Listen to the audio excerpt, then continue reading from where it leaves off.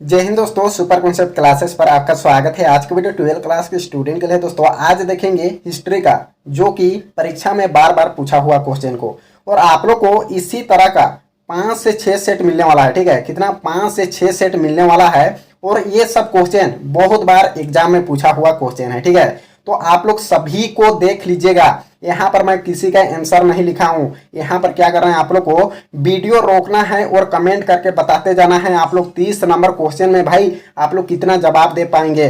अगर आप लोग इसमें पास नहीं होंगे तो आप लोग परीक्षा में कैसे पास हो गए। ठीक है, इसलिए आप लोग को आजमाना है। अगर आप लोग 30 में 30 लाते हो तो परीक्षा में फोड़ ही डालोगे। ठीक है, इसलिए यहाँ पर आप लोग को पूरा सभी वीडियो को देखना है। तो देखिए यहाँ पर हमारे पास पहला नंबर क्वेश्चन क्या है, बहुत ही आसान है, और ये सभी क्वेश्चन एग्जाम में पूछा हुआ क्वेश्चन है। तो देखिए भाई, यहाँ पर देखिए पहला नंबर क्वेश्चन क्या है। 1922 में मोहनजोदड़ो की खोज किसने की? तो मोहनजोदड़ो का खोज किसने किया था 1922 ईस्वी में? तो राखल दास बनर्जी ने। ठीक है, ऑप्शन नंबर 1 बिल्कुल सही आंसर हो जाएगा। और आप लोग जिस भी क्वेश्चन का आंसर जान रहे हो फटाफट कमेंट करके बताते जाइए। चलिए आगे देखते हैं, दूसरा नंबर क्वेश्चन हमारे पास क्या है। इंडिका की रचना किसने की है? तो इंडिका की रचना किसने की है? मेगास्थनीज ने। और मेगास्थनीज यूनान के थे, जो कि भारत में सबसे पहले चंद्रगुप्त मौर्य के दरबार में आए थे। बात समझ गए, इतना सा इसके बारे में याद रखें। चलिए आगे देखते हैं, तीसरा नंबर क्वेश्चन क्या है। पुराणों की संख्या कितनी है? तो पुराणों की संख्या कितनी है आप लोग को बताना है। तो 18 है। ऑप्शन नंबर 2 बिल्कुल सही आंसर हो जाएगा भाई, 18। चलिए आगे देखते हैं, 4 नंबर क्वेश्चन हमारे पास क्या है।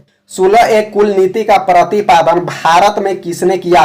तो किसने किया है? अकबर ने किया है। ऑप्शन नंबर 2 बिल्कुल सही आंसर हो जाएगा, अकबर। चलिए आगे देखते हैं, 5 नंबर क्वेश्चन क्या है।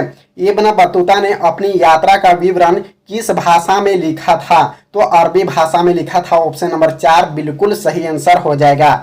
आगे देखिए, फटाफट आप लोग को जवाब देना है। आगे देखिए, छठा नंबर क्वेश्चन क्या है। दामिनी को क्या था? तो ये भूभाग था। ठीक है, ऑप्शन नंबर 1 बिल्कुल सही आंसर हो जाएगा, ये एक भूभाग था। चलिए आगे देखते हैं, 7 नंबर क्वेश्चन क्या है। रामानंद के शिष्य कौन थे? रेदास, कबीरदास, धाना एवं पीपा, या फिर इनमें से सभी? तो रामानंद के शिष्य ये सभी थे। ठीक है, रेदास, कबीरदास, धाना एवं पीपा ये सभी थे। तो ऑप्शन नंबर 4 बिल्कुल सही आंसर हो जाएगा, इनमें सभी। चलिए आगे देखते हैं, 8 नंबर क्वेश्चन हमारे पास क्या है।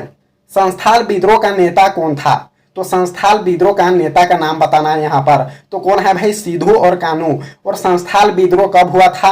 1855 ईस्वी में हुआ था। इसको भी आप लोग खोपड़ियों में घुसा लीजिए। चलिए आगे देखते हैं, 9 नंबर क्वेश्चन हमारे पास क्या है।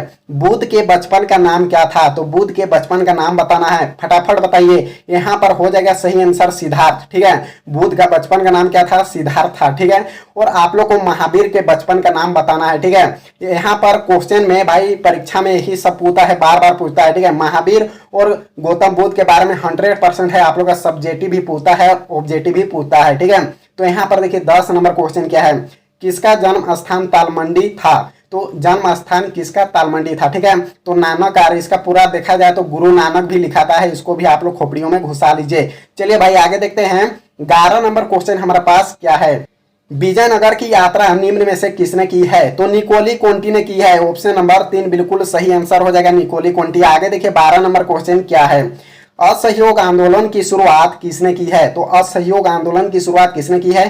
तो महात्मा गांधी के द्वारा 1920 ईस्वी में शुरू किया गया था। इसको भी आप लोग याद रखिएगा। चलिए आगे देखते हैं, 13 नंबर क्वेश्चन हमारे पास क्या है। महाभारत का युद्ध कितने दिनों तक चला था? तो 18 दिन तक चला था। कितने दिन? 18 दिन। ऑप्शन नंबर 3 बिल्कुल सही आंसर हो जाएगा, 18 दिन। चलिए आगे देखते हैं, 14 नंबर क्वेश्चन हमारे पास क्या है। बीजक में किसका उपदेश संग्रहित है? तो यहाँ पर देखिए भाई तो यहाँ पर आप लोग को बी ढूंढना है। ठीक है, तो यहाँ पर बीजक में किसका उपदेश संग्रहित है? कबीर का। ठीक है, यहाँ पर भी बी, तो कुछ कुछ राशि जुट रहा है। इस प्रकार का भी आप लोग ट्रिक बना सकते हैं। ठीक है, तो ऑप्शन नंबर 1 बिल्कुल सही आंसर हो जाएगा। चलिए आगे देखते हैं, 15 नंबर क्वेश्चन हमारे पास क्या है। संस्थाल विद्रोह किस वर्ष हुआ था? तो अभी ये बताया भाई, संस्थाल विद्रोह किस वर्ष हुआ था? 1855 ईस्वी में हुआ था। ऑप्शन नंबर 3 बिल्कुल सही आंसर हो जाएगा। संस्थाल विद्रोह का नेता कौन है? सिद्धू और कान्हू है। इसको भी आप लोग याद रखिएगा। चलिए आगे देखते हैं, 16 नंबर क्वेश्चन क्या है। हड़प्पा किस युग की सभ्यता है? हड़प्पा किस युग की सभ्यता है, इसको आप लोग को बताना है। तो कांस्य युग। ठीक है, ऑप्शन नंबर 2 बिल्कुल सही आंसर हो जाएगा, काशी युग। आगे देखिए 17 नंबर क्वेश्चन क्या है, गुप्त राजवंश के किस शासक को भारत का नेपोलियन कहा जाता है? क्या भारत का नेपोलियन किसे कहा जाता है? समुद्रगुप्त को कहा जाता है। ऑप्शन नंबर एक एकदम फटाफट कमेंट करके बताइए, ऑप्शन नंबर एक बिल्कुल सही आंसर हो जाएगा। चलिए आगे देखते हैं 18 नंबर क्वेश्चन हमारे पास क्या है, अमुक्तमाल्यद नामक ग्रंथ के लेखक कौन थे? तो यहाँ पर बताना है अमुक्तमाल्यद नामक ग्रंथ के लेखक कौन है, ठीक है। तो कृष्ण देव राय है भाई, ऑप्शन नंबर 3 बिल्कुल सही आंसर हो जाएगा। यहाँ पर आप लोग कमेंट करके जरूर बताना भाई 30 में आप लोग कितना जवाब दे पा रहे हैं, ठीक है। यहाँ पर देखिए 19 नंबर क्वेश्चन क्या है, सिंधु सभ्यता का कौन सा स्थल मृतकों के टीला के रूप में विख्यात है? यानी मृतकों का मतलब होता है मुर्दों का टीला, ठीक है। तो मोहनजोदड़ो को जाना जाता है मृतकों के टीला के रूप में जाना जाता है। ऑप्शन नंबर 2 बिल्कुल सही आंसर हो जाएगा। आगे देखिए 20 नंबर क्वेश्चन हमारे पास क्या है, प्रियदर्शी किस शासक को कहा जाता है? तो अशोक को कहा जाता है प्रियदर्शी। ऑप्शन नंबर 1 बिल्कुल सही आंसर हो जाएगा। आगे देखिए 21 नंबर क्वेश्चन हमारे पास क्या है, अर्थशास्त्र के लेखक कौन है?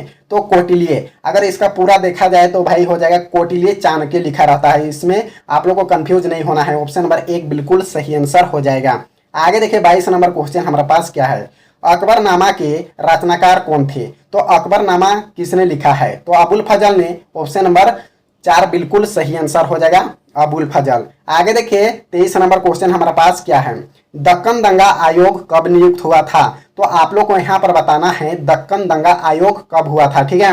1875 ईस्वी में हुआ था। ऑप्शन नंबर 1 बिल्कुल सही आंसर हो जाएगा। चलिए आगे देखते हैं 24 नंबर क्वेश्चन क्या है, फोर्ट विलियम की स्थापना कहाँ की गई? तो कोलकाता में की गई। ऑप्शन नंबर 2 बिल्कुल सही आंसर हो जाएगा, फोर्ट विलियम का स्थापना कोलकाता में किया गया था। चलिए आगे देखते हैं 25 नंबर क्वेश्चन हमारे पास क्या है, 16 महाजनपद में सबसे शक्तिशाली महाजनपद कौन सा था? यानी कितना महाजनपद था? 16 महाजनपद। और इस 16 महाजनपद में सबसे शक्तिशाली देखा जाए तो हो जाएगा मगध हो जाएगा। ऑप्शन नंबर 4 बिल्कुल सही आंसर हो जाएगा। आगे देखिए 26 नंबर क्वेश्चन क्या है, 1857 की क्रांति का आरंभ कब हुआ? तो ये हुआ था 10 मई को हुआ था। और 1857 की क्रांति शुरू क्यों हुआ था? यानी ये हुआ था चर्बी वाला कारतूस को लेकर, यानी बंदूक में, ठीक है, सुअर के चर्बी और गाय के चर्बी को लेप करके सैनिकों के लिए बंदूक भेजा जाता था और उसमें यानी सैनिकों को दांत से छुड़ाने के लिए बोला जाता था। इसी को लेकर 1857 की क्रांति शुरू हुआ था। और ये कहाँ हुआ था? मेरठ में हुआ था। इसको भी आप लोग खोपड़ियों में घुसा लीजिए। जो 1857 की जो क्रांति हुआ था कहाँ हुआ था? मेरठ में हुआ था, ठीक है। तो चलिए आगे देखते हैं 27 नंबर क्वेश्चन हमारे पास क्या है, दक्षिण अफ्रीका से महात्मा गांधी वापस कब आए? यानी दक्षिण अफ्रीका महात्मा गांधी क्यों गए थे? यानी वकील के पढ़ाई करने के लिए गए थे।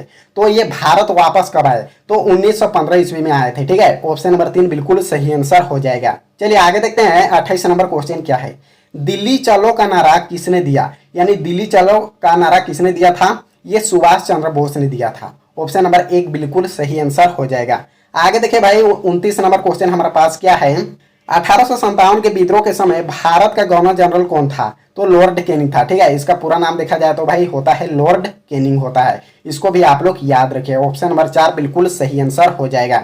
चलिए आगे देखते हैं, ये वीडियो का लास्ट क्वेश्चन है, संविधान सभा के अध्यक्ष कौन थे? तो डॉक्टर राजेंद्र प्रसाद थे, ठीक है। ऑप्शन नंबर 1 बिल्कुल सही आंसर हो जाएगा, डॉक्टर राजेंद्र प्रसाद। तो ये वीडियो को ज्यादा से ज्यादा अपने दोस्तों के पास शेयर करें और चैनल पर नए हैं तो चैनल को भी सब्सक्राइब कर लीजिए। तो अगले वीडियो में मिलते हैं। जय हिंद, जय भारत।